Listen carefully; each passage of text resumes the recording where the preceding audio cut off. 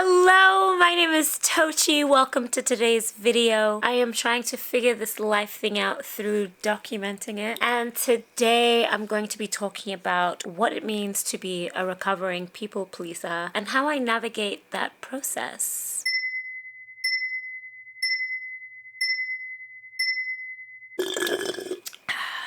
Okay. A few therapy sessions ago, this came up and I want to revisit it now and process it out loud now. And I want to do this now because I feel like I'm at a place where I can process it without feeling very cringe or ashamed or embarrassed about it. So let's just get straight into it. What is a people pleaser? A people pleaser is a person who has a strong urge to please others, even at their own expense. They may even feel that their own wants and needs do not matter, or alter their personality around others. People pleaser is not a medical diagnosis or a personality trait that psychologists measure. Okay, now that we've gotten that out of the way. The reason why I resonate with this definition, or the reason why I resonate with what is understood to be a people pleaser, is for three main reasons. First reason is I always position myself so that I am the one helping. So if someone is going through something or if someone needs something, I, more often than not, I'm going to offer my help, or I'm going to, whether I have the capacity or not, put myself in a position where I am helping. The second reason is because I moved around a lot growing up, and a lot of the places I moved to, I was the only person that looked like me or had my background. And so because I was different in a lot of these spaces, I would do what I could to find common ground with the other kids. And now I look back, meant that I was unintentionally altering parts of myself. And when I say alter, like not changing who I am, but doing what I could to fit in. The one specific example I have is that I remember very vividly, there was a point in time where when asked where I was from, I would say Africa. Now I'm Nigerian, but it felt better to say Africa because I grew up in the Middle East and there are Arabs who are from Africa, and I thought that by saying Africa, people would think that I was from Northern Africa, from an Arabic speaking country, and not Nigeria, because I just wanted to fit in. And then the third reason is because although I am not afraid of being disliked, I am afraid of being disliked because I was misunderstood. And so I go out of my way to be understood, but in order to be understood, I find that I, again, find common ground and then maybe don't express very strong opinions about something that I might have strong opinions about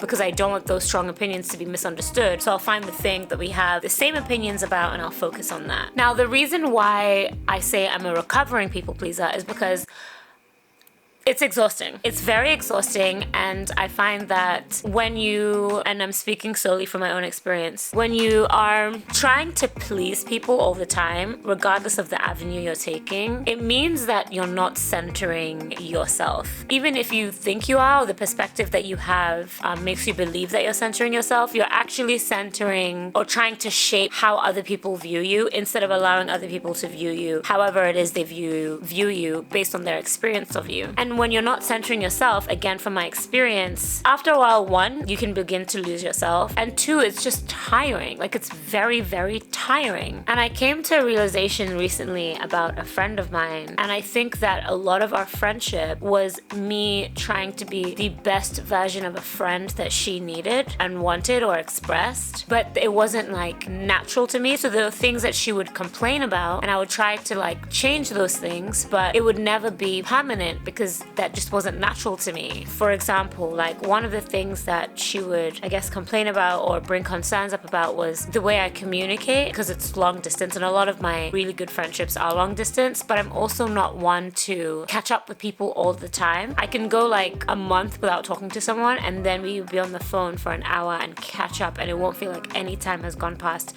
And that's my preferred way of communicating. But for her, that wasn't what she like wanted in a friend. And so I would be like, oh, you know, I'll do better. Like, I'll catch up with you every week. I'll try my best to like check in, you know, but I would fail at it all the time or very frequently because that's just not naturally how I operate. And it was because I was trying to please her. I was trying to be the friend that she wanted me to be. I was trying to be the friend that she needed. And I realized I like to feel needed by my friends. It makes me feel useful. It makes me feel like I have a purpose. It makes me feel like they would recognize my absence. And for whatever reason, that put me in a place where I could be completely depleted, but still go out of my way to show up for someone. And in the context of being a people pleaser, I would be showing up for other people and completely or largely neglecting myself. This light keeps changing and I keep trying to find it like it's the sun, but it's just a spotlight.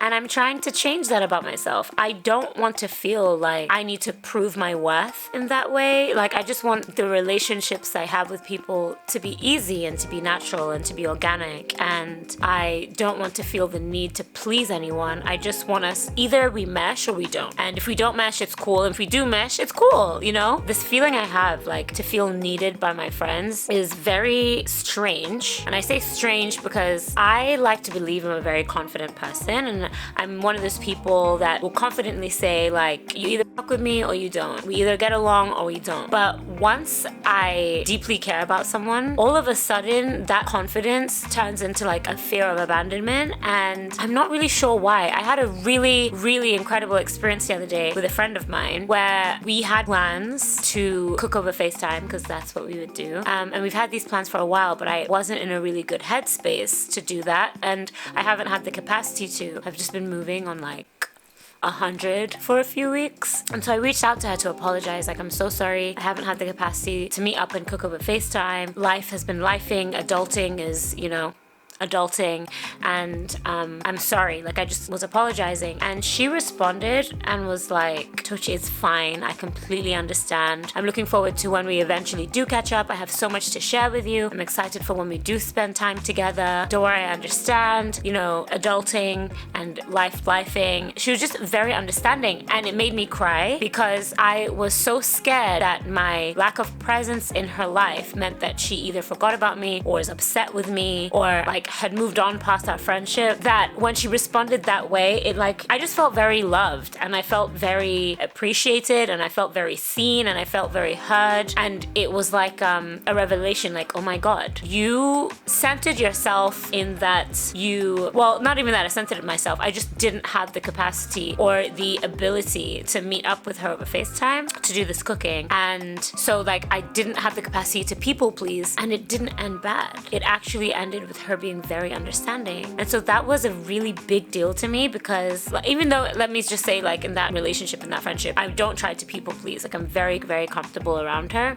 Her response was very affirming and a reminder to me that the people who are for you are for you. The people who understand you understand you. The people that want to grow with you will grow with you. Like, all of these things that I say very easily also follow suit for people that I care deeply about, despite my fears of abandonment. So I wanted to come on here today to talk about that, because I'm trying to move past this idea of needing to feel needed and a fear of abandonment if I'm not constantly present or helping in someone's life. And by recording this video and putting it online, I am in one way holding myself accountable to that, and two, giving myself a visual archive to look back on when I'm completely recovered and living my best life, not trying to please anyone, not trying to go out of my way to be palatable to anyone or understood by anyone. And I'm excited for that. I'm really excited for that. I also like want to note that I don't think that people pleasing is always, I don't think it's inherently a bad thing. And I'm not trying to say that anyone else who identifies with being a people pleaser is doing anything wrong. I just think for me, it became exhausting and wasn't allowing me to be my best self or show up as my best self in my relationships, because I was operating from a place of fear and not from a place of abundance. And, you know, in this life, we're gonna make a lot of connections with people. And that's at various degrees, you know, deep, shallow, romantic, platonic, professional, casual, whatever it may be. And the grounding factor in all of those relationships is the relationship you have with yourself and how you show up. And if you're trying to please everyone, then you like end up fragmenting yourself into millions of pieces to satisfy all of these connections you've made. And then what are you left with? What are you left with? And I want to be left with my whole self. At the end of the day, I want to have my whole self for myself and for the relationships that I have. So as a recovering people pleaser, I am excited for this journey to be fully recovered and without any guilt or shame or fear. Show up fully. Yeah. I'm excited.